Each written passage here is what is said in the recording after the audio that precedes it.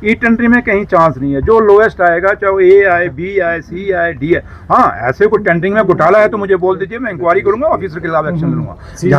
जहां तक e tendering का ताल्लुक है, वहाँ बिल्कुल ट्रांसपेरेंसी है और वहाँ कोई गुंजाइश नहीं है कि किसी को आप मदद कर सकते हैं। एक चीज़।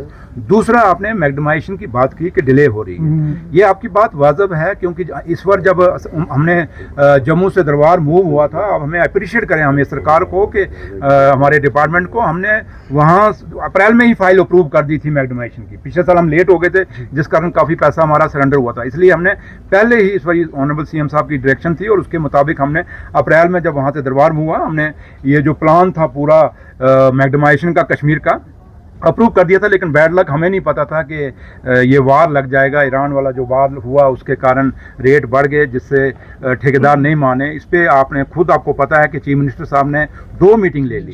एक मीटिंग अपने राब्ता में ली वहाँ ऑफिसर के साथ, उसके बाद एक मीटिंग ठेकेदारों के साथ भी हमने ली है। तो लिहाजा हम पूरा हमारा आपका कंसर्न बड़ा जेन्युइन है, जायज़ है, लेकिन सरकार की तरफ से कहीं देरी नहीं, बल्कि अब हालात हैं दुनिया के, उन हालातों के साथ तो अब हमारे हाथ तो है नहीं कि जंग हम रोकें और कहें जी हमने कश्मीर का मैग्डमाइज हमारा रुक रहा है, हमारा मैग्डमाइज रुक रहा है, वो तो हम उनको कह नहीं सकते।